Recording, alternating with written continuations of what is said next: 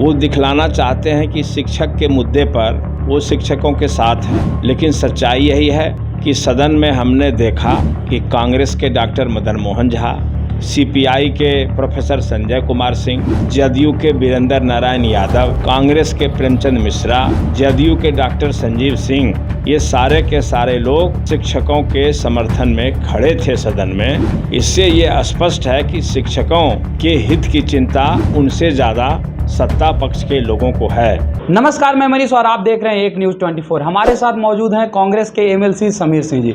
समीर जी, देखा जाए तो कल से विधानसभा की जो सत्र है वो शुरू हुई, लेकिन आज मात्र 6 मिनट के लिए सत्र चला। उसके बाद जो है हंगामे के भेंट चढ़ गई और स्थगित कर दिया गया। आम जनता के मुद्दे को कैसे उठाया जाएगा फिर? ये तो विपक्ष को सोचना चाहिए कि अगर वो सचमुच में सदन में जनहित में जाते हैं तो कोई आपत्तिजनक बात हो, विकास से संबंधित बात हो और सरकार नहीं करती हो तो विपक्ष के सदस्य होने के नाते उन्हें विरोध करने का हक बनता है।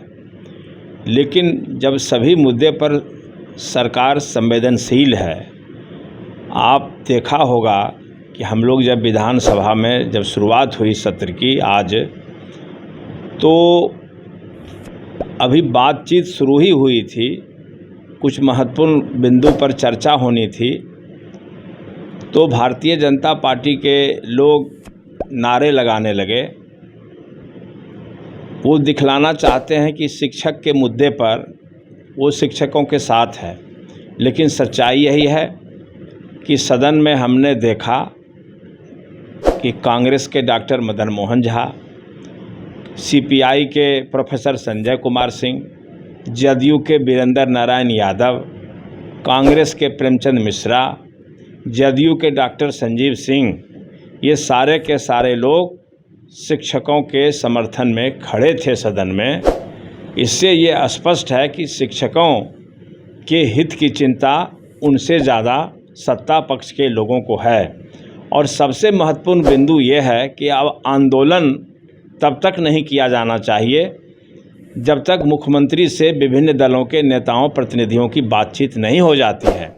माननीय मुख्यमंत्री जी ने विधानमंडल दल की बैठक में इस बात का स्पष्ट उल्लेख किया था अपने भाषण में कि 14 तारीख के बाद जैसे ही सदन की समाप्ति होती है, हम लोग सभी पार्टी के प्रतिनिधियों से बात करेंगे और शिक्षकों के लिए जो नियमावली का गठन हुआ है उस पर हम लोग चर्चा करेंगे और जो आवश्यक सुधार होगा शिक्षकों के हित में, बिहार के हित में, वो निश्चित रूप से हम लोग करेंगे। तो आप लोग पे तो आरोप लगाया जा रहा है, भाजपा के एमएलसी नवल किशोर यादव ने सीधे तौर पे आप लोग पे आरोप लगा दिया है कि सरकार में बैठे लोग जो हैं पुलिस का प्रयोग करके जितने भी शिक्षक संघ से जुड़े लोग आ रहे हैं गर्दनीबाग धरना स्थल पे प्रदर्शन करने के लिए, तो उसे बाकायदा रोका जा रहा है, उनकी बसें को रोकी जा रही है। नहीं, यहाँ तो जितने भी कांग्रेस के लोग हैं, जदयू के शिक्षक प्रतिनिधि हैं, ये सारे के सारे लोगों के यहाँ तो लोग भोजन अभी देखिए कर रहे होंगे। अभी आप जाइए संजीव बाबू के घर पर, सैकड़ों लोग वहाँ लोग डेरा डाले हुए हैं। तो शिक्षक के हित में सोचने का काम सिर्फ जिम्मा भारतीय जनता पार्टी का नहीं है, हम लोग भी सोच रहे हैं। और सबसे बड़ी बात है कि जो राज्य के मुखिया नीतीश कुमार जी हैं, वो इतने संवेदनशील हैं और इतने गंभीरतापूर्वक इस बात को लिया है कि अलग से इस पर वो बैठक करेंगे। राज्य के तमाम, चाहे वो सत्ता पक्ष के लोग हों, विपक्ष के लोग हों, सबसे अलग अलग वार्ता करेंगे, बैठक करेंगे और उसके बाद जो भी उचित फैसला होगा वो लेंगे। तो आपका सिर्फ ये है कि दोषारोपण करना है और सत्ता के खिलाफ एक माहौल बनाने का कुत्सित प्रयास आपका है। आपको राज्यहित से कोई मतलब नहीं है।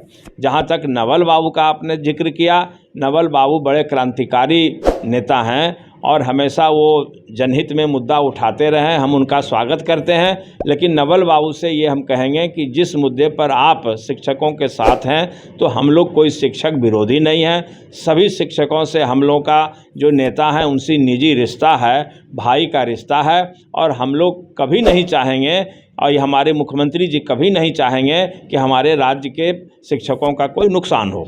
आपने तो कहा कि मदन मोहन झा और जदयू के भी कई सारे विधायक जो हैं शिक्षक लोगों के समर्थन में खड़े थे, तो क्या ये माना जाए कि राज्यकर्मी का दर्जा शिक्षकों को मिलेगी और साथ ही साथ बीपीएससी टीआरई में जो संशोधन करके डोमिसाइल नीति लागू की गई है उसे वापस लिया जाएगा? आपको क्या लगता है?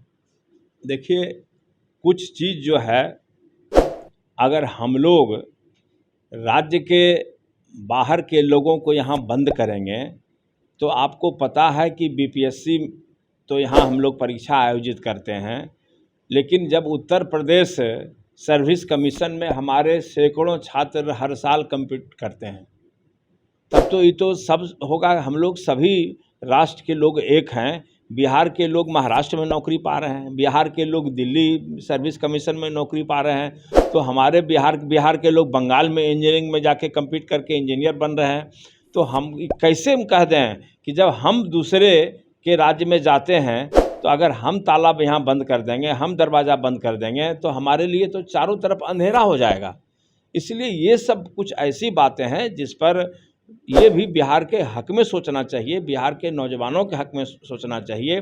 अगर कोई राज्य हमको नौकरी देता है और हम नौकरी पाते हैं, तो फिर यहाँ अगर कोई वैकेंसी होती है तो दूसरे के लिए दरवाज़ा हम बंद कर दें, तो ये हमको, तो मेरे हिसाब से, मैं व्यक्तिगत रूप से कहता हूँ कि ये उचित नहीं है। तो फिर इससे पहले क्यों लागू किया गया कि कोई भी बाहर के राज्य के कोई अभ्यर्थी जो है फॉर्म नहीं भर सकते हैं, फिर संशोधित किया गया? तो कहीं ना कहीं ये तो आंदोलन के लिए उकसाने का प्रयास भी कहा जा सकता है। देखिए, ये सवाल है कि जो बीच बीच में किसी भी चीज़ का मूल्यांकन किया जाता है, रिव्यू किया जाता है, और रिव्यू में जहाँ जहाँ कोई त्रुटि, अगर एक्सपर्ट लोग त्रुटि मानते हैं तो उसमें सरकार समय समय पर सुधार करती है। लेकिन हम लोगों का, बिहार का जो हित है वो सबसे सर्वोपरि है, और बिहार के हित के साथ सरकार कोई समझौता नहीं करेगी, इतना हम आपको दावे के साथ कह सकते हैं। और पहले बिहार के मुख्यमंत्री नीतीश कुमार जी बिहार के लिए हैं, बिहार के लिए समर्पित हैं, उसके बाद ऊपर है अन्य राज्य है। लेकिन हम जब दूसरे के लिए यहाँ दरवाज़ा बंद करेंगे तो हमारे लिए कई जगह दरवाज़ा बंद हो जाएगा। ये थे कांग्रेस के एमएलसी समीर सिंह जी, जिन्होंने सीधे तौर पे बात रखी और इन्होंने कहा कि अगर दूसरे राज्यों में के अभ्यर्थी अगर बिहार में बीपीएससी टीआरई के तहत जो परीक्षा होने वाली है उसमें शामिल अगर नहीं किया जाता है, तो हो सके कि दूसरे राज्य में भी ये अगर नियम लागू कर दे तो हमारे बिहारी अभ्यर्थी जितने भी है दूसरे राज्य में जो जॉब कर रहे हैं या जो करना चाहते हैं वो भी वंचित हो सकते हैं। इस तरह के तमाम अपडेट के लिए देखते रहें एक न्यूज़ 24। कैमरामैन जैकी के साथ मैं मनीष पटना।